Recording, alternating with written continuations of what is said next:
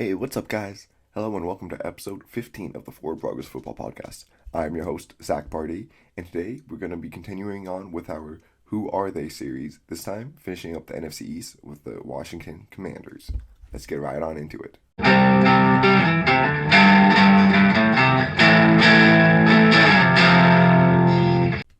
Alright, so in case you're new here, what we do is I go over each and every team, position by position, and break down the roster.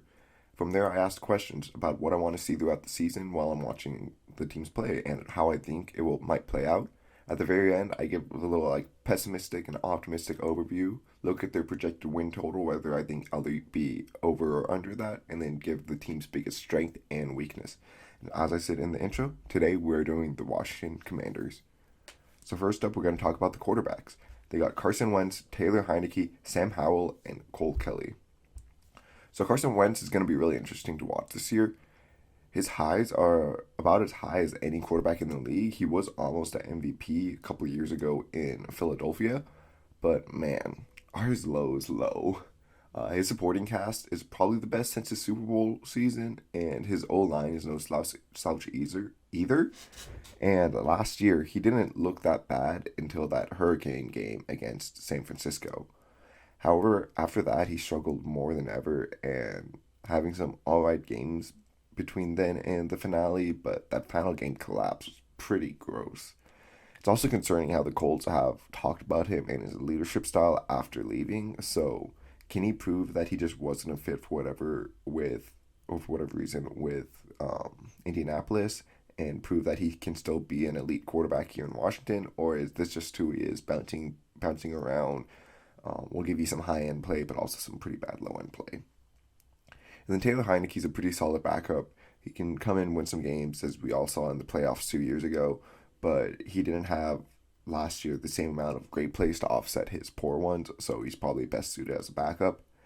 And then Sam Howell is super intriguing for a fifth round pick. Many in the media saw him as a first round pick and were surprised when he just kept slipping and slipping. Um, I definitely think there's a shot that down the line, Sam Howell would be the franchise quarterback of the Commanders. It just, how long does it take him to get in sync with his team and NFL ready? Um, so we'll see. I don't think he'll really see the field much this season. He's probably going to be the quarterback three on this team. And then Cole Kelly is a UDFA out of southeastern Louisiana. We'll see if he can even make the practice squad here. So for running backs, they have Antonio Gibson, J.D. McKissick, Brian Robinson Jr., and Jarrett Patterson. So Gibson looks to be like one of the better young backs in the league, and he's got a chance to build upon his success from last season. We'll see if he can be able to do that. It's good for them to get JD back. He's one of the best third down / receiving backs in the league. And kind of funny, if you didn't see what happened this offseason, he signed a contract, or he said he was going to sign a contract with the Bills. And then Washington was like, wait, you're only signing for like $7 million a year. We'll give you that. And so he was like, okay, I'll go back to Washington. So it's good that he's also like bought into the culture here and wants to play for them. Robinson is a rookie out of Alabama, and he brings a power element to this room that none of the other backs really bring. So that's kind of nice to have as like a compliment. Look for him to be like a goal line, short yardage back in his rookie season, and then maybe down the line he can start being more full time back. And then Patterson is a smaller scat back who went undrafted last year and probably is going to be JD's backup. So we'll see if he can take advantage of the limited touches he'll get. And then Alex Armour is their fullback, and he played about 9 games last year for New Orleans and took only 3 snaps in 2 games last year with the Washington football team, as they were known. We'll see if he's really used at all this season, but it doesn't seem like they really want to use a fullback. They just have him just in case. And then wide receivers, they got Terry McLaurin, Jahan Dotson, Curtis Samuel, Diami Brown, Cam Sims, Dax Milne, Alex Erickson, Antonio Gandy Golden, Kelvin Harmon, Markin Mitchell, Kyrie McGowan, and Jaquez Ezard.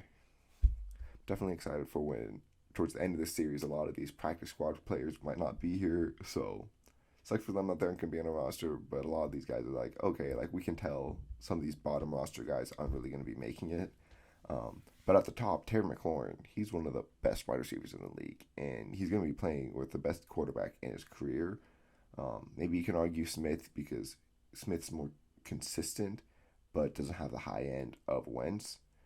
And McLaurin's also going to be playing on a contract year, so there's that extra motivation for him. Um, Also, with a first round receiver opposite of him and Curtis Samuel coming back healthy, I could see him absolutely exploding this season. Like, wait and see, but he's already like looked at as one of the best receivers, and he hasn't really had much help around him offensively. And so imagine when he does, you know. Then how does Dotson look as a rookie though? Bit of a smaller receiver who will likely be asked to play outside a lot here. Just with Curtis Samuel also here, I see him more as a slot, but maybe they see Curtis Samuel more as an outside receiver. He's played both in his career. Um, does Dotson fill in nicely to the Z role opposite of McLaurin? I feel like he could be pretty nice fit there, and obviously doesn't need to be relied upon because there's other veterans around him. Then Samuel's a versatile weapon who can also get some backfield snaps too. As I said, he's played outside, inside in his career. And I see him as the slot as someone who Carson Wentz can just get the ball to fast and let him work in space. He barely played last year while dealing with injury, but before that, he was on an upward trajectory in Carolina. So, can he continue bounce back to form and continue improving here in Washington? Let's wait and see. Diami Brown was kind of like a sleeper rookie for a lot of people last year, but he didn't really produce much despite being on a weaker receiving core with Samuel getting injured ahead of him, too. Um, Samuel and healthy now, well, yeah, with Samuel healthy now and Dotson coming in the first round, his role will likely be limited. But it's kind of noteworthy that him and Sam Howell were teammates, and that's what helped Diami Brown get drafted in the third round last year. Um, will their connection help make practices better and help elevate each other's game? Let's wait and see on that too. And then Cam Sims is good depth. Proven he can start, but not really like the highest upside guy. Dax Milne's a nice depth piece. He worked really well with BYU, at BYU with Zach Wilson, number 2 overall pick last year, as a jump ball receiver. But he has to prove that he wasn't just a product of an elite college quarterback.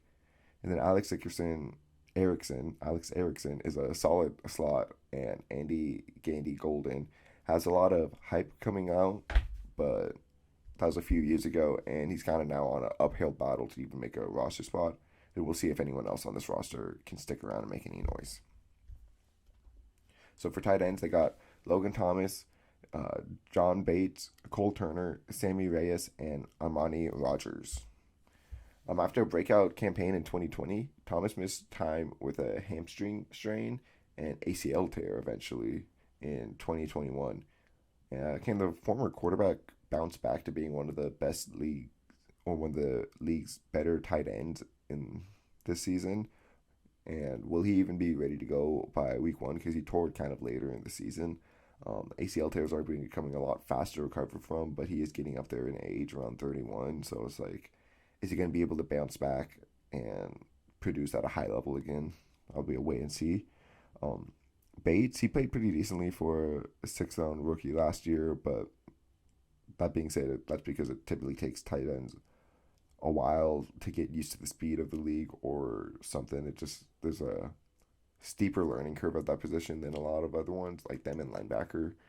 Um, so maybe in year 2, he can actually take a pretty serious step forwards. He played a lot of snaps as a slot versus inline too, so he could be well fit in 2 tight end personnel groupings. And then Turner was a 5th round pick out of Nevada this year, played a lot more slot and wideout snaps than he did inline, so he's probably going to be more like Bates' backup. And then don't know much about Reyes. He's a 2nd-year undrafted free agent out of Tulane. But then definitely also keep an eye on Armani Rogers. He was UNLV's and Ohio's quarterback. And during this draft process, he took his first tight end snaps at the Shrine Bowl, and he didn't look like completely lost or bad at route running. Like, he'd only played quarterback, and now he's like, oh, I'm not going to get drafted as a quarterback. Let's try being a tight end. Still didn't get drafted, but now he's going and he's going to learn behind Logan Thomas, who made the exact same transition as an undrafted quarterback. So that'll be really interesting to see if Washington can get the most out of Armani Rogers, the same they have with Logan Thomas. So along their offensive line, they have Charles Leno Jr., Andrew Norwell, Chase Rollier, Wes Schweitzer, and Sam Cosmi as the predicted starters right now, with Sadiq Charles and Cornelius Lucas backing up at tackles.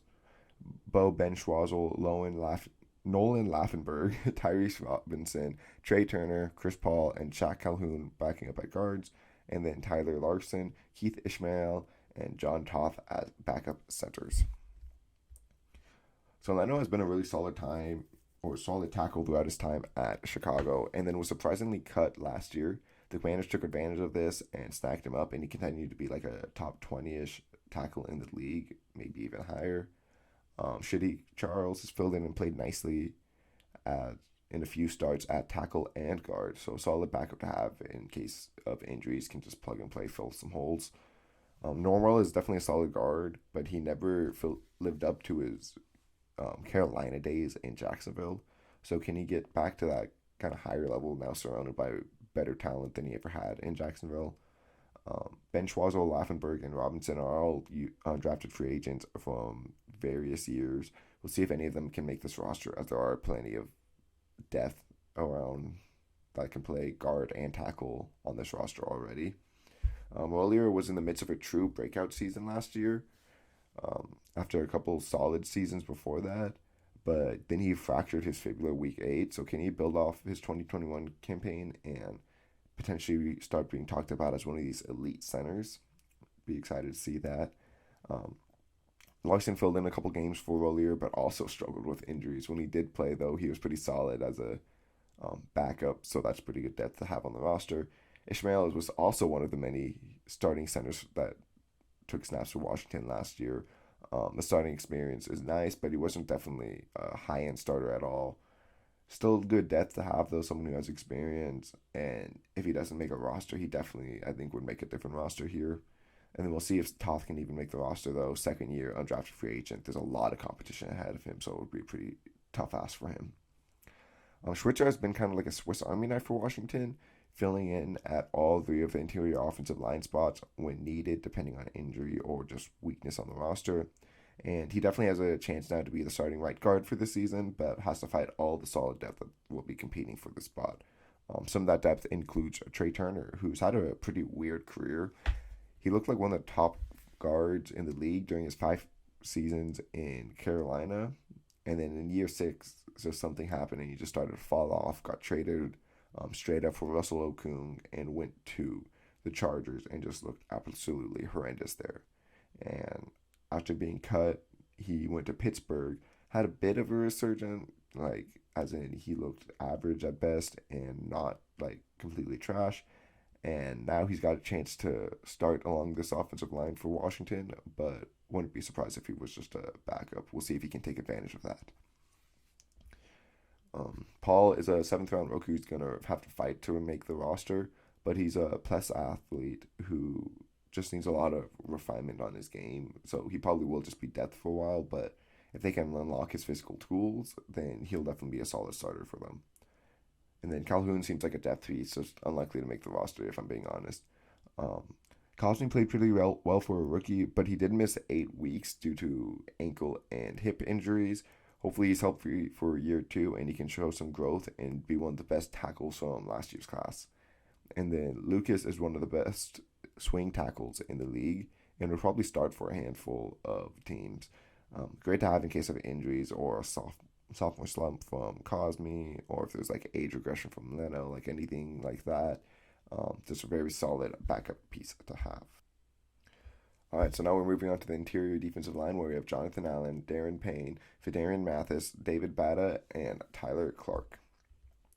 So Allen is one of the league's best interior rushers, having a breakout campaign in 2021, posting a 67 pressure, 10 sack season, which is great from the interior. Look for him to continue his dominance along the inside this season. Payne is like a kind of like a light version of Allen. He was drafted a year later than him out of Alabama at the same school. Also a first round pick, so just kind of funny how similar they are. He had a career high 47 pressures last season to go along with 5 sacks, so that's a pretty solid campaign for him. In a contract year now, and with his replacement likely just being drafted in the 2nd round out of Alabama, funny. how does he perform this season as kind of like an audition to be either be kept around, which is kind of unlikely now looking at it, or B, like, hey, in free agency I could get the bag. Let's play as well as I can and get that, you know? And then Mathis, right now, he looks like he's a lot more of a run first defensive tackle than the two above him. So he'll likely see snaps more on early downs and obvious run situations. I thought it was a bit high to draft him here, with especially with having Allen and Payne already on the roster, but it feels kind of clear that the team's eyeing the future with this pick, and he's likely to start down the line once Payne leaves. Then Pata and Clark hasn't seen the field since both being undrafted in 2020, but they could get in the rotation here definitely now with some of the depth that used to be ahead of them now gone. And then for edge defenders, they have Chase Young, Montez Sweat, James Smith Williams, Casey Toohill, Daniel Wise, Shakatoni, Bumney Rotimi, and F.A.O. Bada. So Chase Young definitely disappointed in year two, even before he tore his ACL, which obviously sucks. However, he still has all the talent in the world, and I wouldn't be surprised if he's one of the best in the league next season, especially with all the talent surrounding him now on this defensive line, or still on this defensive line. Wouldn't be surprised if he had at least like 50 pressures or at least 10 sacks, something around there. Sweat, he's struggled last year with injuries and COVID, but the first round pick from a couple years ago with crazy athleticism has been making a pretty solid impact on this roster. Already one of the better run defending edges in the league. It wouldn't be surprised me if something soon clicked in him pass rushing wise and he became like one of the league's best all around number two edge rushers. James Smith Williams was a 7th round pick 3 years ago and has started a few games last year due to injuries above him, but he's much more of a run defending edge. But that's not completely terrible to have as your number three guy. And then Toohill was also a 7th round pick for that draft, but for the Eagles though, and he was asked to start a lot of games last year too, but he hasn't shown much to believe he's anything more than a rotational depth piece. And then no one else on this roster has proven that they're anything more than a depth piece. That you don't really want to be seeing the field too much. This edge group is very top heavy, and with Young and Sweat's injury history, that definitely is a serious reason for concern. So for linebackers, they have Jamin Davis, Cole Holcomb, David Mayo, Kalecki Hudson, Dejon Harris, sorry, Milo Eifler, Drew White, and Trey Walker. So, like most linebackers, Jamin Davis struggled in his rookie season. He was going to need to take big step forwards here in year two. However, there was a reason he was drafted so highly. He has all the physical talent needed to play the position. He just needs to learn the speed of the game so he can react quicker in coverage and against the run. Cole Holcomb, like Sam Howell and Danny Brown, is also a former Tar Heel. Lots of them on the roster. And he has been a pretty big difference maker on this roster. Last year was his first time as like a full-time starter, and he was solid, but definitely needs to be better against the run than the pass, or definitely is better against the run than the pass. If him and Davis can both take step forward, this could be a pretty nice looking duo. But for now, there's like a lot of what if between them. And then David Mayo hasn't been completely bad running out there versus the run, but so far he has been picked apart against coverage, so he'll likely only see rundowns and subbed out in nickel and obvious passing situations. Hudson is another one of these converted safeties that we've been seeing coming into the league a lot, coming out of Michigan. We'll see if he's able to make any noise in year three, or if he's just going to be the backup weak side linebacker slash linebacker. Dejon Harris hasn't gotten many snaps, and he hasn't impressed in the ones he's gotten since being undrafted out of 2020. And then Eifler, White, and Walker are all either first or second year undrafted free agents who haven't even taken NFL snaps. This group is really thin and doesn't have any veteran presence other than Mayo, so that's kind of concerning, like just because of injuries and then just leadership in the room. So with cornerbacks, they have William Jackson III, Kendall Fuller, Benjamin St-Juste, Danny Johnson, Troy Apke, Corn Elder, Christian Holmes, and Josh Drayden. Yeah, after looking great with the Bengals in 2017 as a rookie, Jackson hasn't really been able to follow up that hype. After giving up 5 touchdowns and a passer rating over 95 in his first year in Washington, can he regain his form with hopefully a healthy pass rush in front of him to help him out? Fuller has mostly played outside corner for Washington, but in his 2 years that he spent in Kansas City, he actually played a lot of slot there. And with not many solid slot options here and some competent outside corners, will Fuller see more time in the slot this season? Wherever he plays, though, he's been one of the better cornerbacks in the league so far, and I expect that to continue forward. Um, a concussion cut St. Juste's rookie season short, but the third rounder wasn't looking too hot before then, anyways. Will he still start and see significant snaps on as an outside corner this season, or is he gonna just stay as a backup and Fuller will stay outside and just be like riding the bench for most of the season? And then Johnson, Apke, and Elder are all slot options in case the Commanders keep Fuller on the outside, with Johnson providing some inside-outside flexibility despite only being 5'9". Apke is a former safety, and then Elder has been a primary slot corner throughout the career, so there's kind of 3 different flavors of them there. And then we'll see if Holmes and Drayton can make this roster as 7th-round pick and undrafted free agents in this class. All right, so for safeties, they have Cameron Curl, Bobby McCain, Jeremy Reaves, Percy Butler, Ferrod Gardner, Derek Forrest, and Will Adams. So Cameron Curl has been one of the best 7th-round picks in the past few drafts for sure, if not the best. He's been solid, consistent starter for Washington. In year 3, can he become kind of more than that, or is he still just going to be a good starter who you aren't worried about as a defensive coordinator, but you're not necessarily worried about as an offensive coordinator?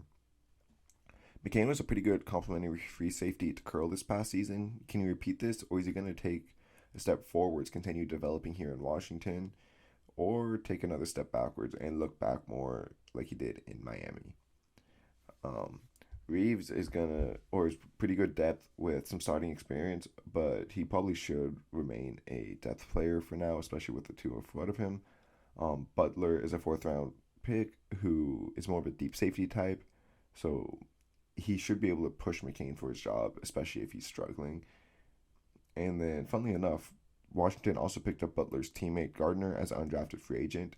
He'll compete with fellow undrafted free agents Will Adams and second-year 5th-round pick Derek Forrest.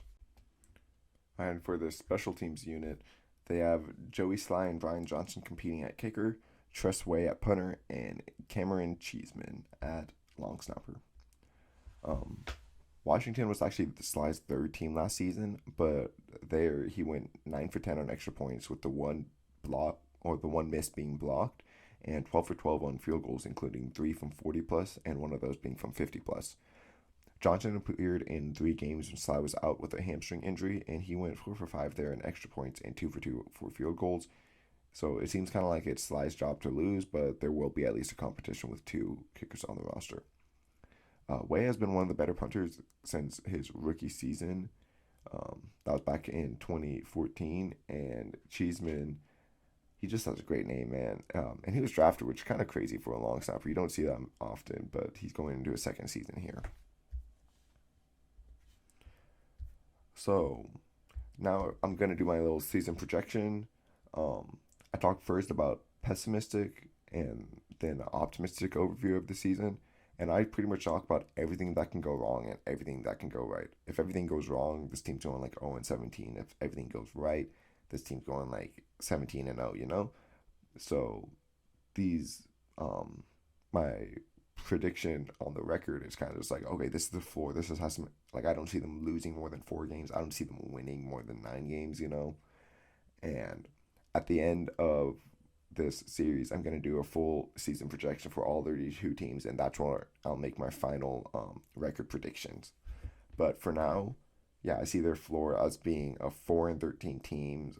Some things that can go wrong is Carson Wentz. He could continue to implode, and they'll either keep him starting and imploding, or Heineke comes in and doesn't look any better.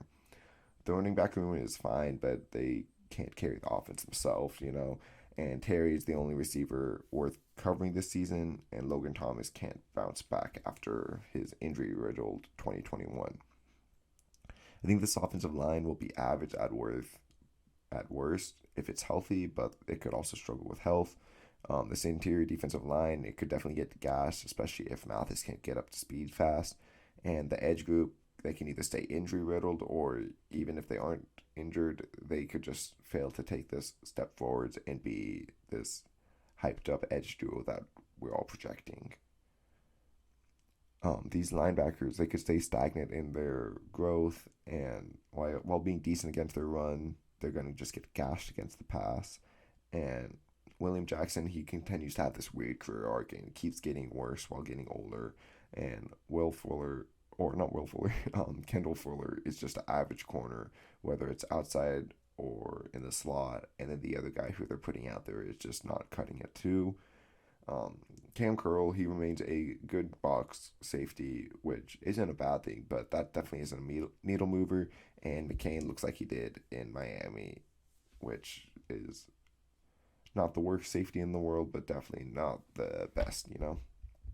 Something that can go right though and lead to this 9-8 record that I'm saying is their ceiling is Carson Wentz returning to form, or at least like mostly. I don't think he can ever return to his MVP form, but he can at least get better and take advantage of a good unit around him.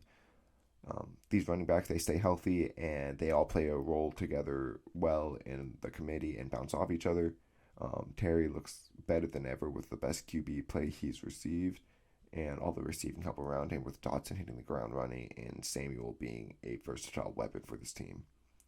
The O-line performs well. No true superstar, but also no weak link, which is good.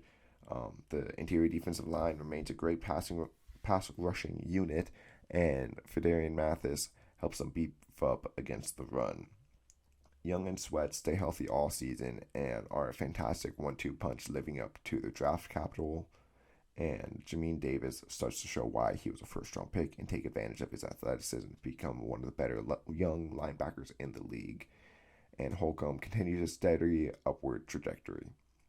Jackson, he returned, maybe not completely to rookie form, but at least to like being one of the better cornerbacks. And Fuller, he plays nice whether it's in the slot or outside, and the other cornerback who they decide to put out there will also be not a liability. Curl becomes one of the better box safeties in the league, and his role expands a tiny bit to just take advantage of his skill sets. And McCain continues to look like a solid pickup at free safety. So the over/under for this team is set right now at a 7.5 from when I checked. I feel like this bet is similar to Philadelphia, where it's mostly what version of this quarterback are you gonna get. However, I'm honestly a lot less confident in Wentz than I am in Hurts. To be honest, though, Wentz wasn't even that terrible this last year, so I wouldn't be surprised if like you think, oh, like now with a better supporting cast arguably around him, better receivers at least, maybe not better offensive line, definitely not better running backs, but maybe if you think he can take that step forward, I would bet the over. But it just, what Wentz seems to lack is his leadership. So I kind of feel like maybe even if this team starts hot, they're just going to fall apart by the end of the season. And we'll see, of course, like anything can happen. But if I had to make a choice here, I would go the under. But it is like definitely, I could see either happening. The biggest strength, if I could guarantee health, I would say this defensive line. They have great edge duo, but there's definitely no depth behind them, and a great interior duo with only like a second round pick behind them, and then nothing after that really. So I'm gonna say that their biggest strength is gonna be their offensive line. While I don't see any of these guys as like elite superstars, I don't see any of them as liabilities, and that's a huge plus if you don't have to worry about a single offensive lineman any week. Um, it allows them to do what they want, and not a lot of teams really have that luxury. And the biggest weakness on this roster is quarterback. If this team had a good quarterback, it would be absolutely nasty. And Carson Wentz has the potential to be that, but he hasn't been consistent enough for me not to say this is at least like a biggest concern and a question mark. Um, the only other thing I could really think of was depth positions along the defensive just defense all around. Like they don't really have good depth. Like if their starters go down and they have to go to their backups, that's gonna be a bit of a struggle. But that's also projecting injury and stuff. And so I'm like, okay, if I'm just looking at this roster and all the starters right now, I would definitely say quarterback, and that's a bigger red flag for me. All right, guys, so that's going to do it for today's episode. If you liked it, leave a like, comment, subscribe on YouTube, um, leave a review on Apple Podcasts, Google, Spotify, wherever you're listening to this, and follow me on Twitter at FPF_podcast, and I'll see you guys all around.